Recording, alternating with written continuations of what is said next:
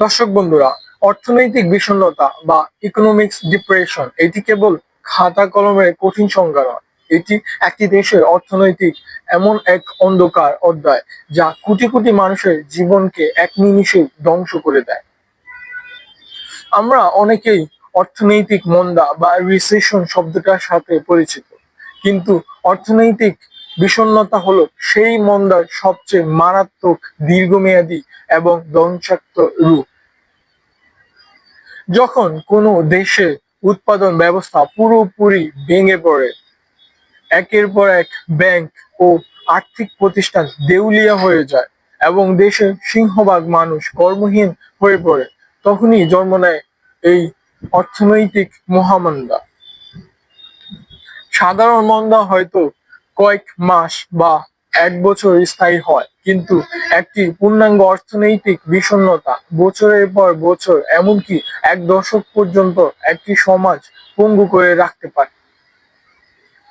ইতিহাসের পাতা উল্টালেই আমরা দেখতে পাই 1929 সালে সেই ভয়াবহ দ্য গ্রেট ডিপ্রেশন বা বৈশ্বিক মহামন্দার কথা, যা পুরো পৃথিবীর চাকা স্তব্ধ করে দিয়েছিল। আমেরিকার শেয়ার বাজার ধস নামার মাধ্যমে শুরু হওয়া সেই বিষণ্ণতা নিমিষেই ছড়িয়ে পড়েছিল ইউরোপ থেকে শুরু করে এশিয়ার প্রতিটি প্রান্তে। লাখ লাখ মানুষের চোখের সামনে তাদের সারা জীবনের সঞ্চয় হারিয়ে পথের ফকির হয়ে গিয়েছিল। অন্ধকার বন্ধ হয়ে গিয়েছিল হাজার হাজার কলকারখানা।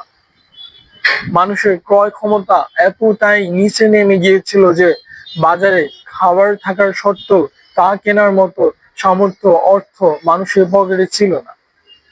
একটি দেশের অর্থনীতি যখন এই স্তরে পৌঁছায়, তখন কেবল ব্যবসায় বন্ধ হয় না, বরং সামগ্রিক সমাজ ব্যবস্থা এক চরম মানবিক বিপর্যয় নেমে আসে।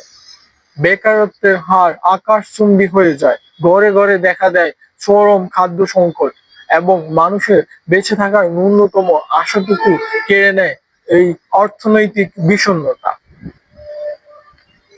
কিন্তু প্রশ্ন হচ্ছে, একটি সচ্ছল এবং উন্নত অর্থনীতি হুট করে কিভাবে এমন পৈশাচিক অন্ধকারে নিমজ্জিত হতে পারে? এর পেছনে কাজ করে বছরের পর বছর ধরে চলতে থাকা ভুল আর্থিক নীতি, অতিরিক্ত ঋণ নেওয়ার প্রবণতা এবং বাজার ব্যবস্থার উপর নিয়ন্ত্রণহীনতা। যখন ব্যাংকগুলো কোনো সঠিক যাচাই বাছাই ছাড়াই যত্রতত্র ঋণ দিতে শুরু করে, তখন বাজারে একটি কৃত্রিম বাবল বা বুদবুদ তৈরি হয়। আর যখন সেই বুদবুদ ফুটে যায়, তখন পুরো আর্থিক খাতের উপর থেকে মানুষের আস্থা এক রাতেই হাওয়াই হয়ে যায়।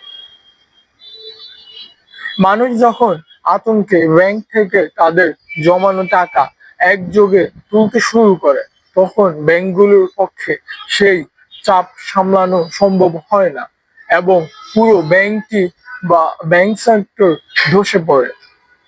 ব্যাংক বন্ধ হয়ে যাওয়ার অর্থ হলো নতুন কোনো ব্যবসা শুরু করা বা পুরনো ব্যবসা টিকিয়ে রাখা পুঁজি চিরতরে হারিয়ে যাওয়া।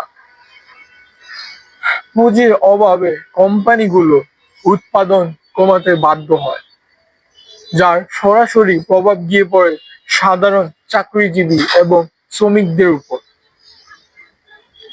হাজার হাজার মানুষকে ছাঁটাই করা হয় এবং বাজারে হাহাকার পড়ে যায় নতুন একটি চাকরির জন্য।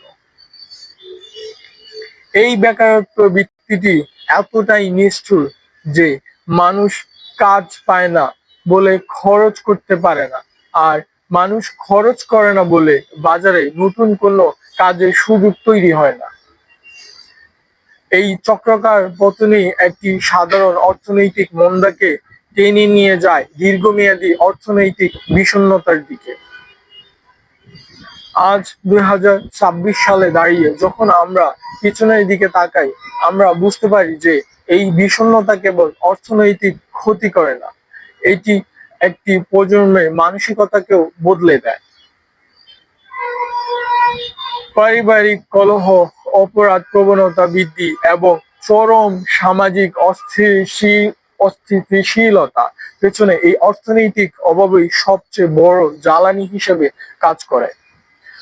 বর্তমান বিশ্বে কোনো একটি নির্দিষ্ট দেশে যদি এই অর্থনৈতিক বিষণ্ণতা দেখা দেয়, তবে বিশ্বায়নের এই যুগে তার প্রভাব অন্য দেশগুলোতে পড়তে বাধ্য। কারণ আজকের দিনে প্রতিটি দেশে ব্যবসা, আমদানি ও রপ্তানি একে অপরের সাথে অত্যন্ত নিবিড়ভাবে জড়িয়ে রয়েছে। তাই অর্থনৈতিক বিষণ্ণতা কোনো নির্দিষ্ট ভূখণ্ডের সমস্যা নয়, একটি মানব সভ্যতার জন্য অন্যতম বড় এক সম্মিলিত হুমকি। এই পরিস্থিতি থেকে একটি দেশকে টেনে তুলতে প্রয়োজন হয় সরকারের অত্যন্ত কঠোর ও সুদূরপ্রসারী অর্থনৈতিক সংস্কার এবং বিশাল অঙ্কের প্রণোদনা প্যাকেজ। বাজার নিয়ন্ত্রণে কেন্দ্রীয় ব্যাংকের সুদের হার কমানো থেকে শুরু করে সরাসরি কর্মসংস্থান তৈরির মতো বড় বড় পদক্ষেপ না নিলে এই বিষণ্ণতার জাল থেকে বের হওয়া অসম্ভব। ইতিহাস আমাদের শিক্ষা দেয় যে প্রতিটি অর্থনৈতিক বিষণ্ণতার পরেই পৃথিবী আবার নতুন করে জেগে উঠেছে, কিন্তু তার জন্য দিতে হয়েছে এক চড়া মূল্য। তাই একটি দেশের নীতি নির্ধারকদের সব সময় সতর্ক থাকতে হয়, যাতে ক্ষুদ্র কোনো অর্থনৈতিক সংকট কখনোই এই বিশাল এবং বিধ্বংসী রূপ ধারণ করতে না পারে। দর্শক বন্ধুরা, আজকের ভিডিওটি এই পর্যন্ত।